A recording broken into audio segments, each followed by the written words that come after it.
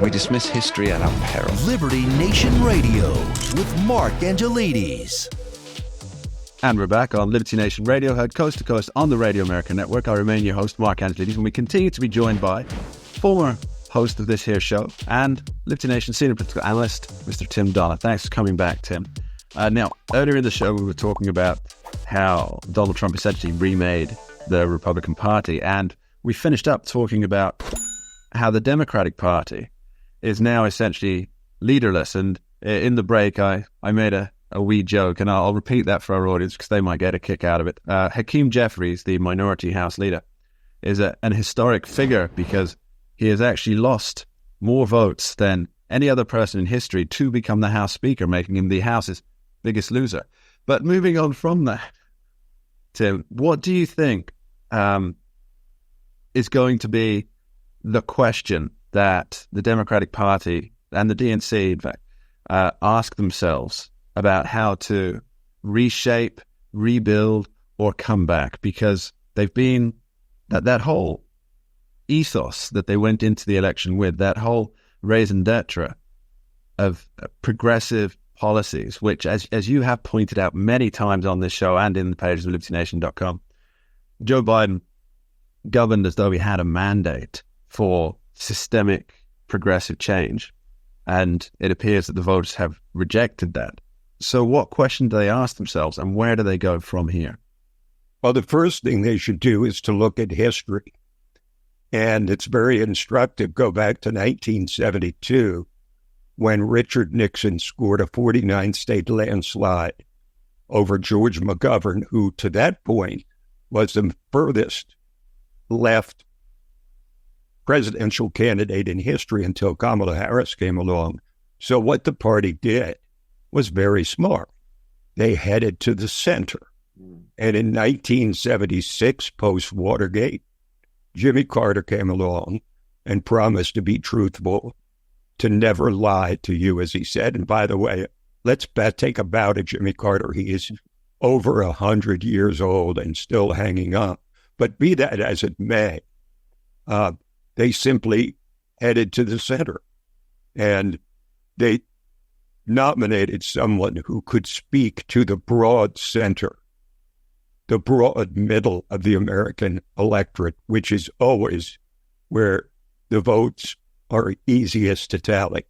It's easiest to attract by appearing to be not so liberal or conservative, but common sense. And that's really what Donald Trump did this time. If you really look at his platform, he spoke to everybody the same way, and he appealed to them with common sense solutions, as opposed to Kamala Harris, who just attacked Trump and said he was basically a fascist. Well, she actually said he is a fascist. That obviously didn't work. But Jimmy Carter came back 4 years later. People were writing the obituary for the Democratic Party after 1972, but things can change very quickly in politics.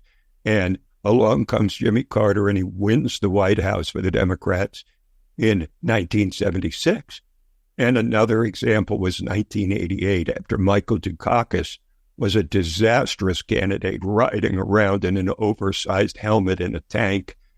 And basically, he lost that election right there, along with his Massachusetts miracle that turned out not to be anything near a miracle.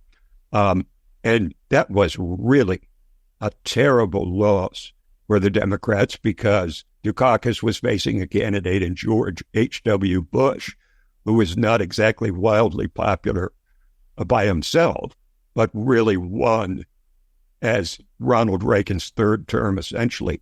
So the party did the same thing as after 1972.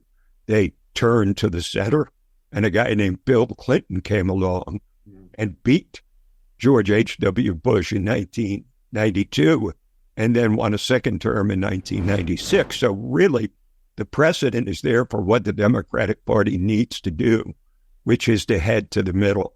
But if you look at the early recriminations, especially in the media, that protected Kamala Harris and did everything they could to get her elected, on MSNBC, they're talking about famous race hustler Al Sharpton got on and said that this is a party, this is a nation that is still systemically racist. And that's why Kamala Harris lost, and then added in for good measure that a lot of black men and Hispanic men don't like women. They're misogynist. Now, if that is the ongoing reaction, the party's going to take a long time to recover from this. But if they can find some leadership who says, look, people, we need not to sound so radical. We need not to be guided by the theology of Black Lives Matter and diversity, equity, and inclusion, and supporting boys going into girls' sports and tampons in boys' bathrooms. We need to no longer be that party. And as long as they continue to cling to that ideology, they're going to keep losing. But I suspect they'll have no choice but to turn radically back towards the middle if they have any hope of winning in 2028, which, after all, that'll be an open seat in the White House because Trump will serve just one more term. And then it'll be open for all comers in 2028. Yes, I think the tacking back to the center, I think that was probably going to happen regardless of who won. I would think, yes. Yeah, so if Kamala Harris had won, the Republicans would have had to, we need to be more of a broad church. But by the same token, I think Donald Trump's campaign was a broad church one for the reasons you mentioned. I mean, he pulled in Latino votes at an unprecedented rate. He pulled in the women voters, which the entire Kamala Harris campaign was aimed at getting. He pulled in pretty much everyone, it looks like, including, and this is a bit of an overlooked thing, Gen Xers, of which I'm a proud member. They turned for Trump, and let's be fair, my generation is notoriously apathetic when it comes to politics, and yet they pulled out for them. One more question on this subject, Tim. Do you think that the key distinctions, which are open borders versus closed borders, do you think that is going to disappear from the new shape that the Democratic Party takes? Do you think they will be strong border like Bill Clinton was? Well, when I think of Bill Clinton and the versus what the Democratic Party is today, he talked about how he wanted to make abortion safe, legal, and rare, which it didn't become, but that was his position now. Democrats worship at the altar of abortion. It's a secular religion for them. And, immigration was never a top issue in the election until this year. Elections passed, it was way down on the list. This year it was right near the top.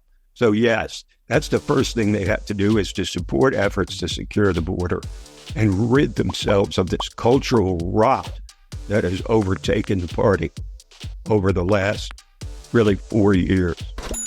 Yes, it seems you have to prune something for it to grow properly. We'll be back with Tim Donner after this short break. Don't go anywhere.